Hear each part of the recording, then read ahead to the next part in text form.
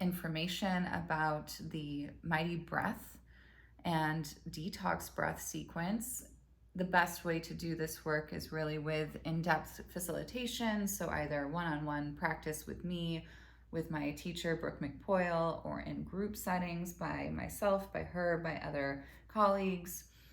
And still want to give some background and information that this is something that can be a practice to begin moving in the direction of.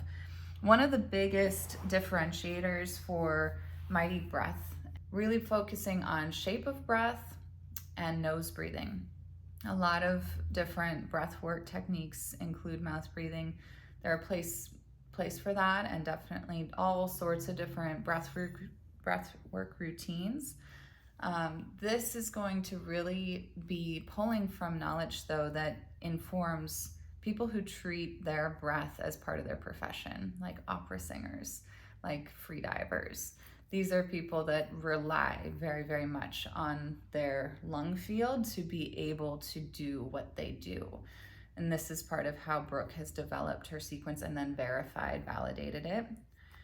She has really helped bring attention to different elements of the body that are incorporated in this, meaning not only shape of breath, where we're paying attention to opening up the lower lung field, the mid lung field, the upper lung field, and again, elaborating on that shape, but also then paying attention to tongue posture, paying attention to the ripple effect of when we have good tongue posture, how that opens up sinuses, creates more space for breath to flow through the filtration system that is in our body.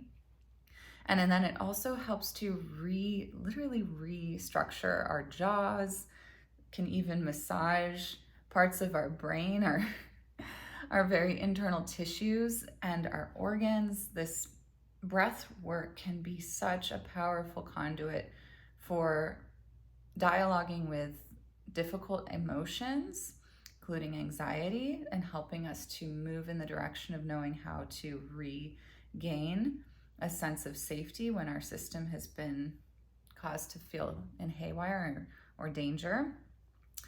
And the detox breath in particular is about helping to clean the tissues of the lungs so that we can open them and be able to be more efficient with our breath. So the more efficient we are with our breath, the more our natural breath rate can reduce. And the more our natural breath rate is lowered and slower, the more that our brain waves are going to be in a natural state of calm, our heart rate, and so forth. So this also is part of what led her to her fascia flow routine, and recognizing the relationship between the fascia and breath, and how all of these systems of the body, of course, are connected, and how when we work with breath, it can really support us and then coming into better purification of our whole system, and working with fascia can help us to improve our breath work. So won't go into the fascia stuff too much this time, just for a basic intro to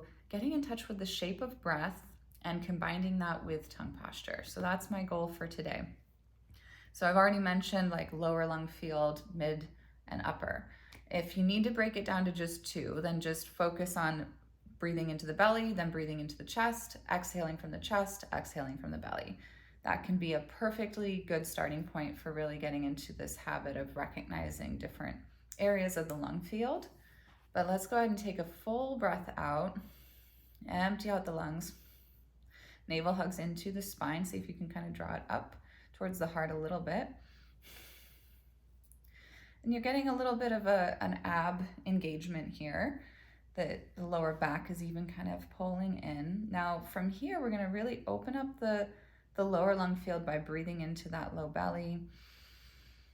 The diaphragm is flattening as the lung field opens. Then open up the back, the sides, and the chest. Now, but reverse it, letting go here, here, here, and down here. Belly is the last to pull in. While we're doing this, it can sort of help to visualize the Fibonacci wave. This is something Brooke will talk about.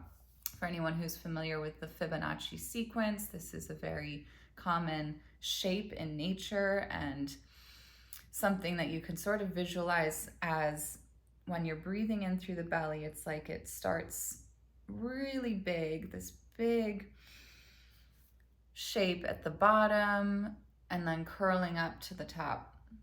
And then again, reverse it to get it out. It can help. There's an element of feeling the breath flow through our body in a curvilinear shape that is bigger at the bottom and smaller at the top, but filling up the last bit of lung field tissue you can, and again, reversing. Okay. So again, if you want to just simplify it, let's just focus on breath in the belly, breath in the chest, and then exhale chest, exhale belly. That's the alternative to keep it real simple. So as we focus in on that, we're going to just take a couple more minutes with this and incorporate tongue posture. So tongue is right behind the back of your teeth in those ridges of the gums. That tip of the tongue is there. And then you're going to suction cup the back 2/3 of your tongue to that roof of your mouth, that back palate. See if you can really kind of suction, suction, suction. This is incorporating some mewing techniques. You might even feel your throat kind of activate here in an engaging way. And see if you can kind of feel into, as you press the tongue into the roof of the mouth, you can kind of feel it almost press up the face subtly. You can start to feel an energy of integration in the facial cavities, the sinuses, and the airways. Now, if you do have a blocked nose at all, you're going to want to blow your nose best you can. Sometimes it's hard to fully clear a nasal passage. It's very common for one nostril to become more blocked than the other, and this oscillates.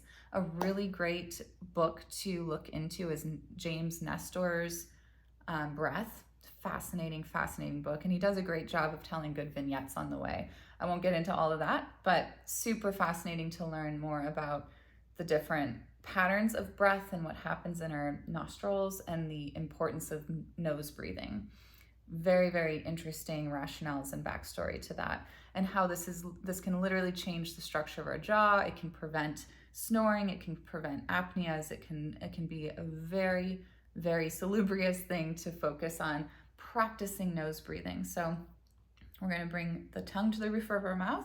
We're going to practice that 3-part breath or 2-part breath. And really, when I say 3-part, it's kind of elaborating into when you start using that Fibonacci shape, it's a continuous flow of opening up all nooks and crannies of the lung field as best you can. So either way, though, we're going to incorporate the tongue posture with the shape of breath. So go ahead and take an exhale. Engage the tongue and inhale. Lower lung field, back, all the way into the chest. And reverse it.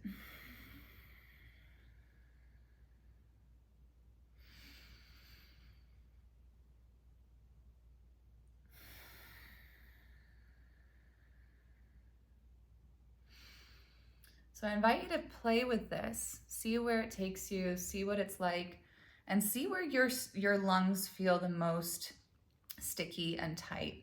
And there's some beautiful yoga poses that can be ways of really opening up the lungs, and I will highlight those for those of you who would like to know more in the notes.